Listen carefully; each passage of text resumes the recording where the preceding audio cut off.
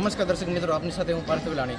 હળવદ મહર્ષિ ગુરુકુલ ખાતે techno science કાર્યક્રમનું આયોજન કરેલું છે કે જેમાં ભારતની ભાતીગર સંસ્કૃતિ અને જે ગામડાની સંસ્કૃતિ કેવી હોય, એના રીત રિવાજો કેવા હોય અને આજની જે પેઢી છે એને ભૂલી રહી છે અને ગામડાથી શહેરી તરફ થતું જે સ્થળાંતરના લીધે નાના બાળકો હોય તો એને ગામડાની વિશે કંઈ સમજ હોતી નથી. તો એ સંસ્કૃતિને ઉજાગર કરવા માટે શાળા પરિવારના કોલેજના વિદ્યાર્થીઓએ ગામડાની સંસ્કૃતિનો એક પ્રોજેક્ટ રાખેલો છે અને તમે જે લાઈવ દ્રશ્યો તમે જોઈ રહ્યા છો મિત્રો કે આવું સરસ મજાનું એમને આયોજન કરેલું છે અને આની શું છે માહિતી બધી આપણે આ વિદ્યાર્થી પાસે મેળવીએ.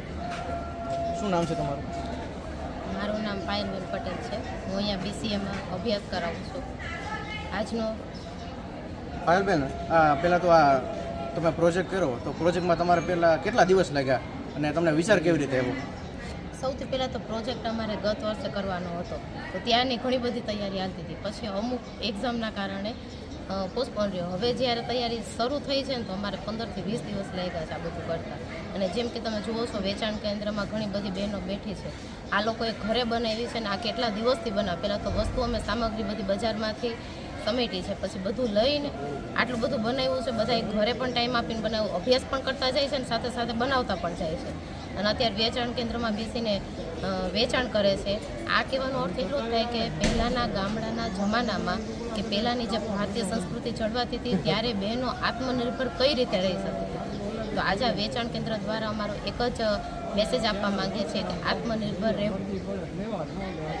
ખાસ તો બેને જે વાત કરી કે એક સમય હતો કે ગામડામાં દીકરીઓને ભણાવવામાં નથી આવતી, એટલે એનું શિક્ષણ પણ અધૂરું રહી જતું કે જેના લીધે એને પછી લગ્ન પછી પણ ઘણી બધી સમસ્યાઓ સમાજમાં આવતી હતી. તો એ પણ એના વિશે ઉજાગર કરવા માટે અત્યારે જે બહેનો જે શિક્ષિત બહેનો બની ગઈ છે, શિક્ષણનું પણ એટલું બધું યુગમાં પ્રમાણ એટલું બધું વધી રહ્યું છે કે જેના લીધે જે ગામડાની બહેનો પણ અત્યારે રોજગારી મેળવી રહી છે અને બહેનો પણ અત્યારે આત્મનિર્ભર બની છે. તો આ બધી જે વિદ્યાર્થીની છે એની પાસે પણ આપણે માહિતી મેળવીએ કે અત્યારે આ કામગીરીમાં કેટલા વિદ્યાર્થીઓ કુલ રોકાયેલા હતા? અમે લોકો 15 થી 20 લોકો છીએ અને આ મહેનત આખા ગ્રુપની છે. બધાએ મળીને અહીંયા કામ કરેલું છે. અમે લોકો સવારથી સાંજ સુધી અહીંયા રહેતા અને બધાની એટલી મહેનત છે આ બધું કરવામાં. તો મિત્રો કહી રહ્યા છે કે બધા લોકો બધા સાથે મળીને કેમ કે આવડો મોટો પ્રોજેક્ટ કર્યો હોય તો જાજા હાથ રડ્યા હમણાં, તો બધાને સાથે મળીને સહયોગથી આ બધો પ્રોજેક્ટ સફળ થઈ શકે, એકલાથી સફળ નહીં થઈ શકે. તો અત્યારે આ કાર્યક્રમ દરમિયાન જે અન્ય વિદ્યાર્થીનો શાળાનો અને જે તમારા વાલી હોય તો બધાનો કેવો સપોર્ટ અને તમને સહયોગ મળી રહ્યો છે, કેવો ફીડબેક છે એ જણાવશો? બધા જ વાલીનો સપોર્ટ ખૂબ જ મળી રહ્યો છે અને એના ફીડબેક પણ બહુ જ સારા મળ્યા છે કે બહુ સરસ ગામડું બનાવ્યું છે અને પહેલાંની સંસ્કૃતિ પણ આમાં દર્શાવવામાં આવી છે. અને મિત્રો અત્યારે સમય એવો છે કે અત્યારે બહારના વેસ્ટર્ન કલ્ચર આપણે પોશાક પણ બદલી ગયા છે. તો અત્યારે આ બધા વિદ્યાર્થીઓએ જે ગામડાના જે પોશાક પહેરેલા છે તો બધા પોશાક ને બધું છે, તો એ વિશે પોશાક વિશે શું કહેવા માગો છો?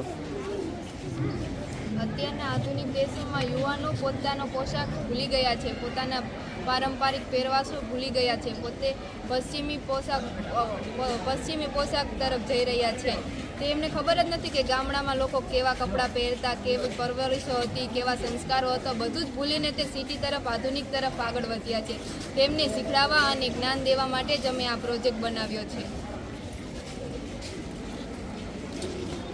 તો મિત્રો આ હતા જે હળવદ મહર્ષિ ગુરુકુલના વિદ્યાર્થીઓ, કોલેજના વિદ્યાર્થીઓ કે જેમને આ બધો સરસ મજાનો પ્રોજેક્ટ કરેલો છે. તો હવે શું વિશેષ શું કહેવા માગો છો એ વિશે જણાવશો? અંતે એક મેસેજ આપવા માંગીએ કે આજનું યુવાન અત્યારે જોઈએ ને તો એક પગ ચંદ્ર તરફ જાય ને એક પગ આપણો ધરતી તરફ તો રહેવાનો જ છે. એટલે એવું કહેવા માગું છું કે અત્યારે જેટલી ટેકનોલોજી તરફ યુવાનો વધે છે પણ ક્યાંથી વધે છે કે તો કે આપણે મૂળ આપણી ભારતીય સંસ્કૃતિ છે. જે તમે ગમે એટલા ટેકનોલોજી તરફ જાઓ પણ સંસ્કૃતિ આપણી જળવાઈ રહે. આભાર મિત્રો.